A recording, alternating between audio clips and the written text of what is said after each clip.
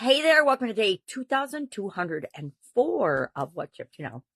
I started doing this segment by documenting my journey.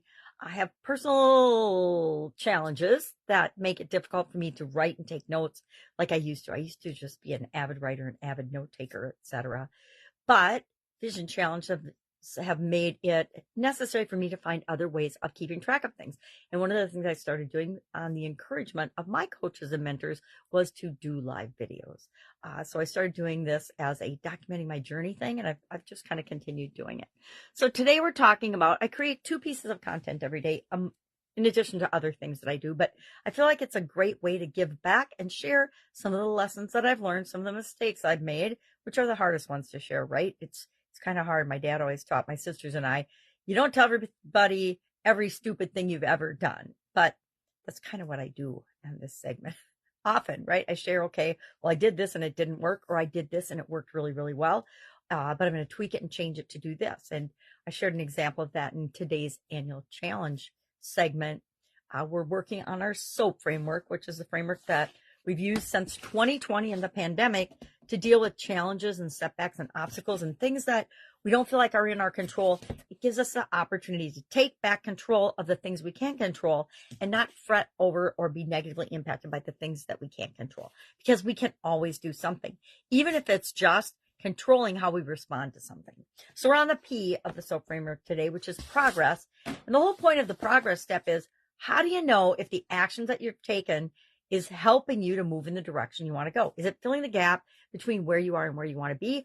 Or is it staying the same? Or did it actually move backwards? And in my case, the action that I took yesterday actually moved us backwards in a relationship that we're in. We're focusing on relationships this month, and we're applying the SOAP framework. We'll apply our grow process in the Let's Grow annual challenge. We're doing one thing every day to grow. So progress is our topic. How can you measure it? How do you know if you're moving in the right direction or not? Sometimes it's just a subjective feeling. Hey, I feel better about this relationship on a scale of 1 to 10 than I did before, or I'm not thinking all the negative thoughts that I usually think about this relationship. Therefore, I'm making progress. We have to find a way so that we know. It doesn't matter if anybody else knows. We have to know if we're moving toward what we want or not. So that was our topic today for the annual challenge. For Supersize Your Business Group, we talked about continuous learning, which is, of course, one of my favorite topics. I am a lifelong learner and an avid believer in we can learn something from everyone we come in contact with. Sometimes it's just a lesson that they're not the right person for us, or they shouldn't be in our life, and they're a warning. Other times they're a great example that we can model, or other times they show us something that we don't need right now, but we may need down the road in our life and in our experiences. That's at least my philosophy.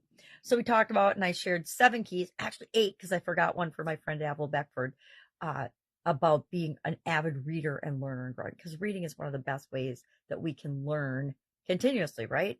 One of the best habits I personally think that we can teach our kids and our grandkids, in my case, is to love books, love reading, be curious, and love learning, right?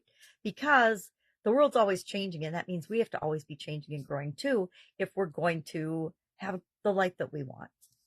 So talked about that. I shared 7 different things I've learned about learning and lifelong learning, and keys to that. What do you got to do to embrace learning and make it a part of your life and a part of your journey? Because we are here on a journey, right?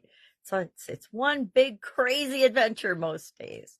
So if I can help you anyway, ask. That is actually one of my biggest lessons learned when it comes to continuous improvement and lifelong learning and continuous learning, or whatever you call it, is that we have to be willing to ask. We have to be open to what's possible. We have to be curious and looking for learning, right?